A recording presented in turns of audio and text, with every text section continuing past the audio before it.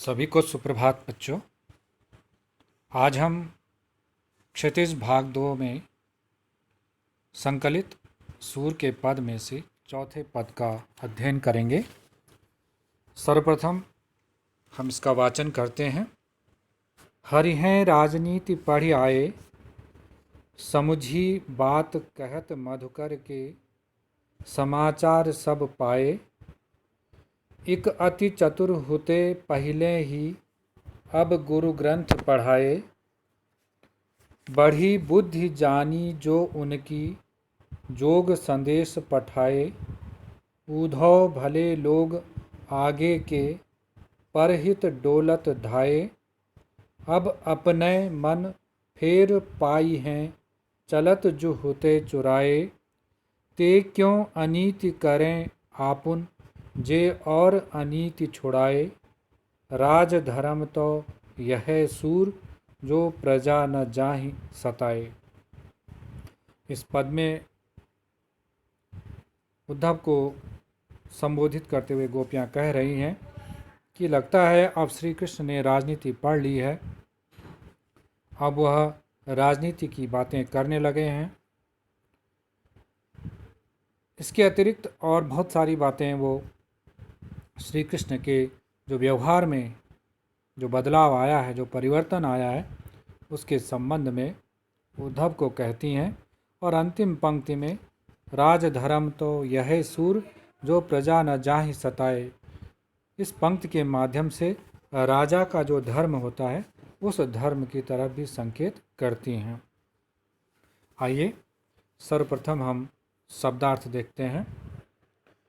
हरि, हरि का अर्थ होता है श्री कृष्ण हैं।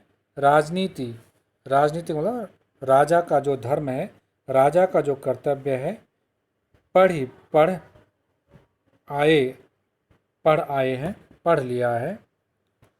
समझी, समझ गई हैं बात, इस बात को। कहती हैं। मधुकर, मधुकर भंवरा यहाँ पर उद्धव के लिए। समाचार, जो भी संदेश है वो समाचार सब सारे पाए, प्राप्त करके। एक तो पहले एक का मतलब एक, अति बहुत, चतुर चालाक, होते थे, पहले ही, अब गुरु बड़े या गुरु से, ग्रंथ का पुस्तकें पढ़ लिए हैं। बढ़ गई है बुद्धि, ज्ञान या बुद्धि उनकी। जान गए हैं जो उनकी। योग संदेश पठाए, भेजा। उद्धव, हे उद्धव, भले अच्छे लोग आगे, पहले के, परहित दूसरे की भलाई के लिए, डोलत भागते दौड़ते, धाये का मतलब दौड़ना, डोलत इधर उधर घूमना। अब अपना मन हृदय, फिर पुनः दोबारा, पाई हैं, पा लेंगे, चलत जाते समय या चलते समय, जो होते चुरा लिया था, चुराना, होते का मतलब लिया था। ते वे क्यों अनीति अन्याय, करेंगे, आपुन स्वयं, जे जो और औरों की, दूसरों की, अनीति अन्याय, छुड़ाना।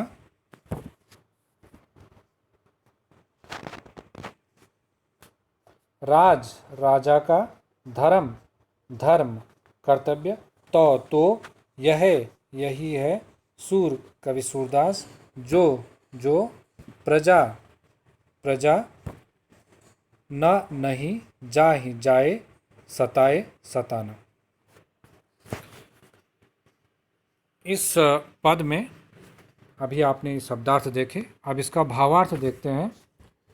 गोपियाँ उद्धव से कहती हैं कि हे उद्धव, हमें लगता है कि श्री कृष्ण ने अब राजनीति पढ़ ली है, उनके व्यवहार में अब राजनीतिज्ञों जैसा छल कपट झलक रहा है।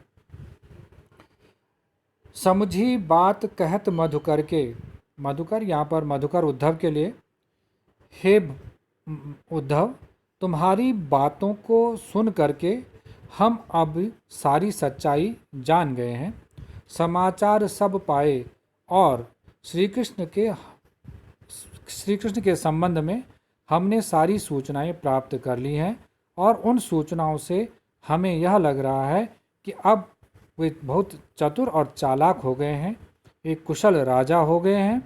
अब वो राजनीतिज्ञों जैसी बातें कर रहे हैं। अब हमें उनकी वास्तविकता पता लग गई है।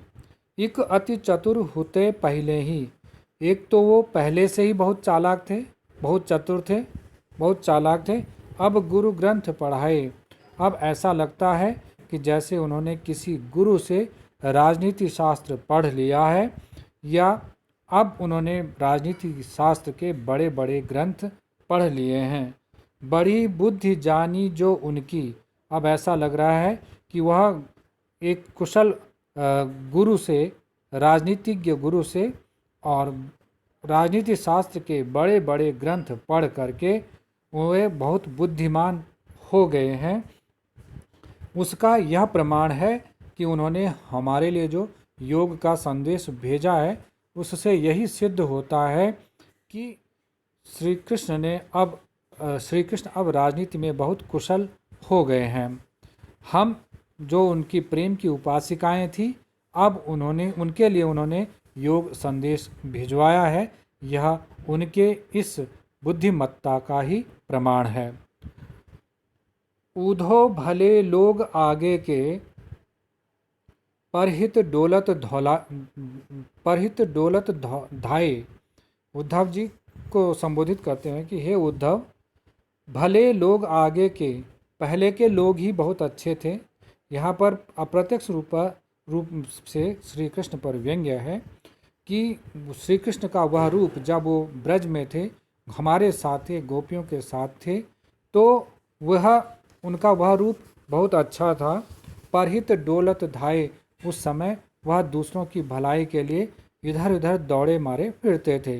अर्थात जब भी कोई परेशानी में होता था, ब्रज पर या ब्रजवासियों पर जब भी कोई परेशानी या विपत्ति आती थी, वह तुरंत उनकी सहायता के लिए दौड़ते थे। लेकिन अब उन्होंने हमारे लिए योग संदेश भेज करके हमें ही विपत्ति में डाल दिया है। अब अपने मन फेर पाई हैं। कहता कि चलो, अब गोपियाँ आप कहती हैं कि अब हमें ऐसा लगता है, उनकी बातों से, उनके संदेश से अब हमें ऐसा लगता है कि अब हम अपना मन, अपना हृदय पुनः प्राप्त कर लेंगी। चलत जो होते चुराए, चलते वक्त, ब्रज को छोड़ते वक्त, मथुरा प्रस्थान करते समय जो हमारा हृदय, हमारा मन चुरा करके अपने साथ ले गए थे, अब हमें ऐसा लगता है कि हम वह अपना मन, वह अपना हृदय पुनः प्राप्त कर लेंगी। ते क्यों अनीति करे आपुन, कहता है कि वो स्वयं क्यों अन्याय करेंगे। गोपियाँ प्रत्यक्ष रूप से यह कहना चाहती हैं कि श्री कृष्ण ने हमारे साथ अन्याय किया है, लेकिन वह व्यंग्य रूप में श्री कृष्ण से कह रही हैं कि वे भला क्यों अन्याय करेंगे, जे और अनीति छुड़ाए, जो स्वयं दूसरों को अन्याय के मार्ग से छुड़ाते थे, अन्याय के पथ से उनको हटाते थे, ऐसे श्री कृष्ण भला स्वयं क्यों अन्याय करेंगे। अप्रत्यक्ष रूप से व्यंग्य कर रहे हैं कि जो दूसरों को अन्याय के मार्ग पर चलने से बचाते थे, वो आज स्वयं हम पर क्या कर रहे हैं, अन्याय कर रहे हैं। और अंतिम पंक्ति को ध्यान से देखेंगे, राज धर्म तो यह सूर, जो प्रजा न जाहि सताए। गोपियाँ चतुर हैं, चालाक हैं, लेकिन इतनी भोली भाली नहीं है, वो बुद्धिमती भी हैं।